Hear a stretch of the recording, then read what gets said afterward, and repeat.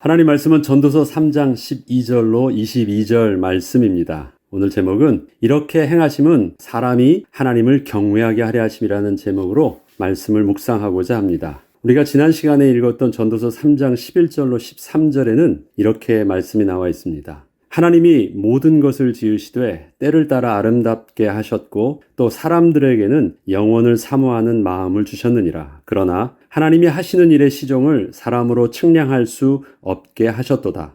사람들이 사는 동안에 기뻐하며 선을 행하는 것보다 더 나은 것이 없는 줄을 내가 알았고 사람마다 먹고 마시는 것과 수고함으로 낙을 누리는 그것이 하나님의 선물인 줄도 또한 알았도다. 전도자 솔로몬이 이러한 결론에 내리기까지 그는 어느 날 갑자기 딱 이런 생각이 든 것이 아니었습니다. 그는 앞선 생각의 시행착오의 과정들을 겪으면서 이러한 결론까지 나왔던 것입니다. 그래서 오늘은 본문은 솔로몬이 이러한 결론을 내리기까지의 그 생각의 변화들을 저 말씀으로 묵상하기를 원합니다. 전도서의 시작은 우리가 1장에서 볼 때 모든 것이 헛되고 헛되며 해 아래서 수고하는 모든 것이 다 헛되다라는 것으로 시작되었습니다. 그렇지만 솔로몬이 전도자가 되어 말해주고 싶었던 것은 단순히 인생에 대한 회의에 있는 것은 아니었습니다. 솔로몬은 하나님이 자신에게 주셨던 그 특별한 지혜를 가지고 열심으로 인생을 살면서 몇 번의 생각의 변화, 즉 세상에서 무엇이 중요한 것인지 바라보는 그 가치관의 변화가 있었음을 보여주면서 지금 이렇게 전도자가 되어 전도서를 기록하게 되기까지 지나왔던 그 모든 일에 대하여 그때에는 그것이 전부라고 생각했던 그 과정의 생각들이 사실은 지나고 나니 바람을 잡는 것과 같이 헛된 것이었음을 말해주려 했던 것이었습니다. 어떻게 생각들이 그렇게 바뀌었는지 솔로몬은 비록 그때에는 자신의 생각들과 그 열심들이 아주 특별한 것이고 역사적으로 전무후무한 지혜와 업적이 될 줄 알았지만 시간이 지나면서 보니 결국 자신도 남들과 다름이 없는 허무한 인생의 반복 속에 있었다는 것을 그렇게 스스로 인정할 수밖에 없었기 때문이었습니다. 솔로몬도 처음에는 하나님이 자신에게 주셨던 특별한 지혜를 가지고 자신이 앞장서서 마음을 다하여 행하고 또한 가르치면 분명 다른 세상이 올 줄 알았습니다. 자기는 지혜가 있었기 때문에 자신이 하면 다를 줄 알았던 것입니다. 그런데 미련한 사람들이 살아왔던 인생이나 또 스스로 지혜롭다 하여 그렇게 열심을 다하여 살았던 자신의 인생이 결국 서로 다를 바 없이 똑같은 결론으로 마치게 되는 것을 보면서 결국 인생은 이렇게 살든 저렇게 살든 하나님께서 그저 수고하며 살게 하신 것 이상은 아무것도 아님을 깨닫게 되었다는 것이었습니다. 살아가는 삶의 과정 자체는 그렇다는 것입니다. 이처럼 더 나은 삶을 살기 위하여 행하던 모든 수고가 다 헛된 것임을 깨닫게 된 솔로몬은 그 다음으로 그렇다면 인생이 살면서 수고하는 모든 것은 사람에게 무엇이 유익한 것이었을까? 그동안은 수고라는 것에 초점이 맞췄는데 수고가 아니라 수고하게 하신 것이라면 도대체 무엇을 중요한 것으로 바라보며 살아야 될까? 그렇게 질문하게 되었습니다. 그 고민의 관점이 바뀌게 되었고 인생의 모든 일에는 때와 기한이 있는 것임을 그렇게 새롭게 깨닫게 되었던 것입니다. 14절에 보면 이렇게 나옵니다. 하나님께서 행하시는 모든 것은 영원히 있을 것이라. 그 위에 더할 수도 없고 그것에서 덜할 수도 없나니 하나님이 이같이 행하심은 사람들이 그의 앞에서 경외하게 하려 하심인 줄을 내가 알았도다. 이처럼 솔로몬은 더 좋은 세상을 위하여 자신이 그렇게 수고하고 있는 줄 알았는데 하나님께서는 인생들이 단지 수고하게 하시기 위하여 인생들의 모든 일들을 그렇게 때와 기한이 있게 하셨음을 알게 되었고 그 수고를 통하여 결국 하나님께서 바라보게 하신 것은 이 땅의 것이 아닌 영원하신 하나님 나라와 그곳의 왕 되신 창조주 하나님을 바라보게 하신 것임을 비로소 깨닫게 되었던 것입니다. 솔로몬이 인생을 바라보는 관점이 자신이 왕이 되고 자신이 주관자가 되어 바라보던 세상에서 결국 하나님의 주권 속에 자신도 있음을 인식하게 되면서 이제껏 어떻게 다스릴까를 고민하던 관심과 그 방향성이 이제는 어떻게 왕 되신 하나님의 뜻을 따르며 하나님을 섬겨야 하는 것일까로 바뀌게 되면서 드디어 그의 언어 속에서 하나님을 경외해야 한다는 고백을 처음으로 하게 되었던 것입니다. 자기의 위치가 무엇이었습니까? 왕이었고 다스리는 자였고 가르치는 자였고 도와주는 자였고 통치하는 자였습니다. 그러다 보니까 그 관점 속에서 뭔가를 자꾸 하려던 일들, 그러다 보니까 놓쳤던 자기의 본래 모습들을 발견하게 되면서 자기도 다스림을 받아야 되고 배워야 되고 그러기 위해서 하나님의 주권 속에 자기도 있음을 이제 드디어 깨달으며 하나님을 경외한다라는 단어가 그의 언어 속에서 드디어 나오게 된 것입니다. 솔로몬은 하나님을 경외해야 하는 것이 왕의 책무 중에서 가장 중요한 것임을 분명하게 인식하게 되면서 그동안 그가 보았던 세상의 모습들이 이전에 자기가 가르치며 다스리려고 했던 시선에서 보지 못했던 것들을 보게 되었고 그래서 세상이 다르게 보이기 시작했습니다. 그것이 오늘 본문에 있는 15절부터 21절의 말씀입니다. 이전에 솔로몬이 보던 시선과 어떻게 달라졌는지 한번 확인해 보겠습니다. 이제 있는 것이 옛적에 있었고 장래에 있을 것도 옛적에 있었나니 하나님은 이미 지난 것을 다시 찾으시느니라. 옛날엔 뭐예요? 내가 하는 것이 굉장히 새로운 것이었거든요. 특별한 것이었습니다. 그런데 보니까 그것은 하나님께서 늘 인생들에게 동일하게 반복하여 주시는 것들이었다라는 것입니다. 또 내가 해아래서 보건대 재판하는 곳 거기에도 악이 있고 정의를 행하는 곳 거기에도 악이 있도다. 내가 내 마음속으로 이르기를 의인과 악인을 하나님이 심판하시리니 이는 모든 소망하는 일과 모든 행사에 때가 있음이라 하였으며 내가 내 마음속으로 이르기를 인생들의 일에 대하여 하나님이 그들을 시험하시리니 그들이 자기가 짐승과 다름이 없는 줄을 깨닫게 하려 하심이라 하였노라. 인생이 당하는 일을 짐승도 당하나니 그들이 당하는 일이 일반이라. 다 동일한 호흡이 있어서 짐승이 죽음같이 사람도 죽으니 사람이 짐승보다 뛰어남이 없음은 모든 것이 헛됨이로다. 다 흙으로 말미암았으므로 다 흙으로 돌아가나니 다 한 곳으로 가거니와 인생들의 혼은 위로 올라가고 짐승의 혼은 아래 곧 땅으로 내려가는 줄을 누가 알랴.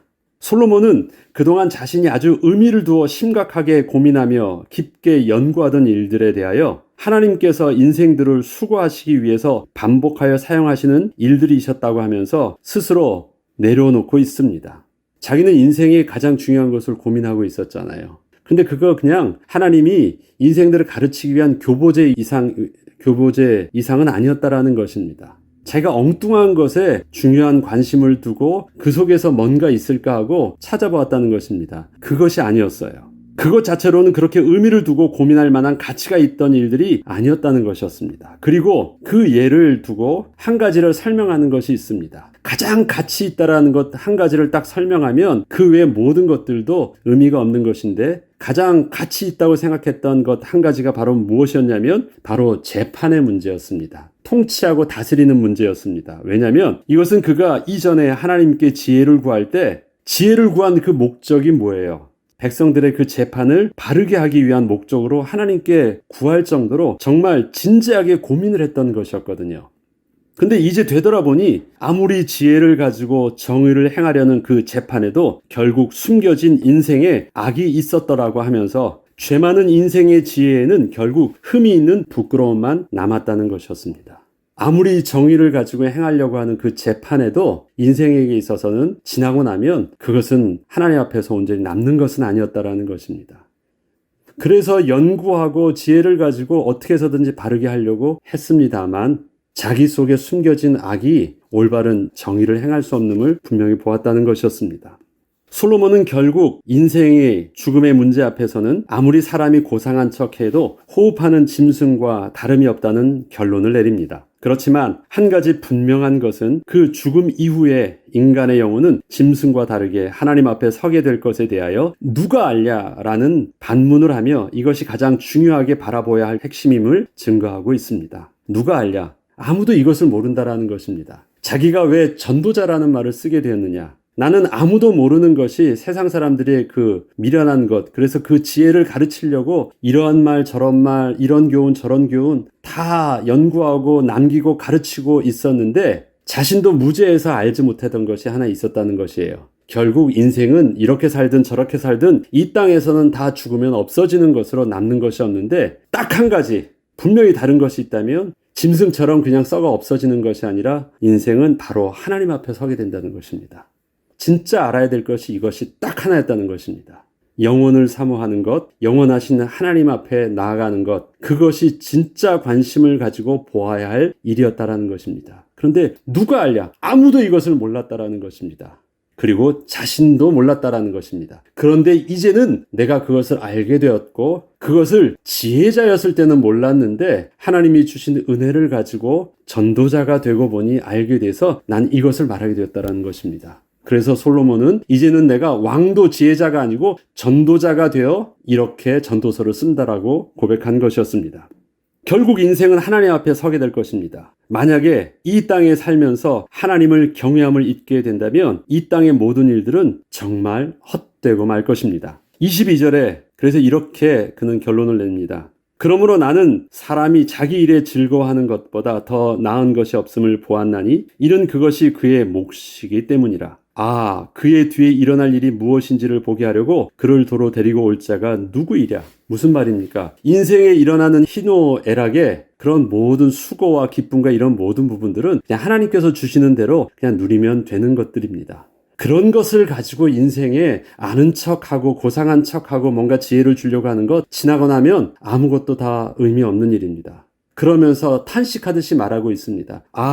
그 뒤에 일어날 일들 무엇입니까? 결국 그렇게 죽고 나서 인생은 하나님 앞에 서게 될 것인데 영원하신 하나님을 우리의 경외할 기쁨의 주로 맞이할 것인가 아니면 심판의 주로 맞이할 것인가 그 고민을 하게 될 것인데 누가 그 인생들에게 그 뒤에 일어날 일들을 말해줄 자가 있겠느냐라는 것입니다.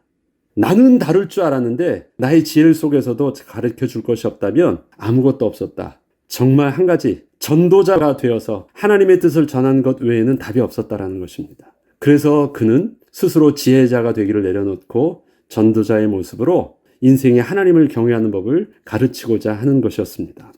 이처럼 하나님께서 이 땅에서 주신 모든 것들은 다 때와 기한을 따라 주시는 은혜로 깨닫고 그렇게 기쁨으로 감사함으로 누리면 되는 것이라고 그는 단순하게 그동안 세상에 굉장히 고민했던 것들을 쉽게 내려놓습니다. 그거 지나가는 것들이야. 그냥 주시는 대로 은혜로 누리면 돼. 그러나 비록 인생의 수고와 고통이 있을지라도 그것은 그렇게 지나간 것으로 그것이 인생을 사는 목적은 아닌 것임을 명심하면 되는 것이었습니다.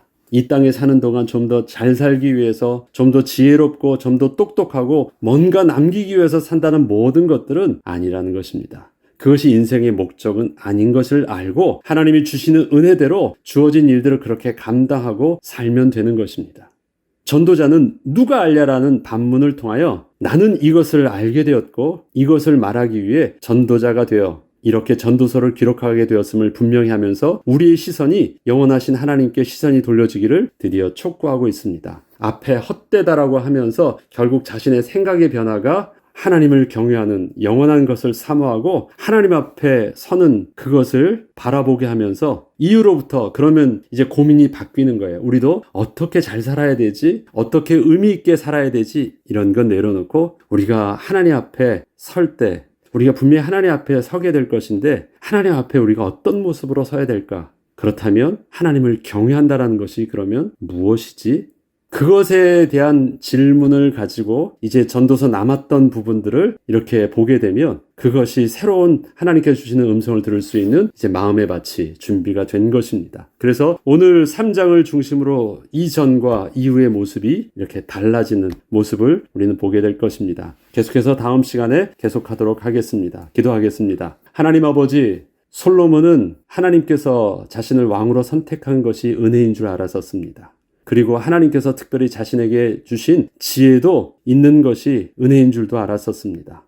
그러나 왕이요 지혜자가 되는 것보다 더 이 땅에서 누려야 될 가장 큰 축복은 전도자가 되는 것. 그래서 이 땅의 모든 부분들을 말해주고 다스리고 가르치는 것이 아니라 영원하신 하나님 나라, 하나님 앞에 서게 될 것을 가르치고 그것을 준비케 하는 전도자의 모습이 정말 가장 소중한 것임을 그의 인생을 또 통치의 40년을 마무리하면서 결론을 내릴 수밖에 없었음을 하나님 우리에게 고백하고 있습니다. 하나님, 전도자 솔로몬을 통하여 그동안 지혜자 솔로몬을 통해서 보고 듣지 못했던 것을 우리가 동일한 하나님의 백성의 모습으로 듣게 하여 주시고 또 겸손한 마음으로 품게 하여 주셔서 우리의 인생은 후회가 없게 하여 주시고 거룩하신 하나님 앞에 설 때 기쁨으로 주님을 맞이하는 하나님의 백성으로 온전히 설 수 있게 하여 주시며 이번 한 주간의 삶도 그렇게 하나님을 경외하는 삶을 사는 한 주 되게 하여 주옵소서. 감사드리며 우리 주 예수 그리스도의 이름으로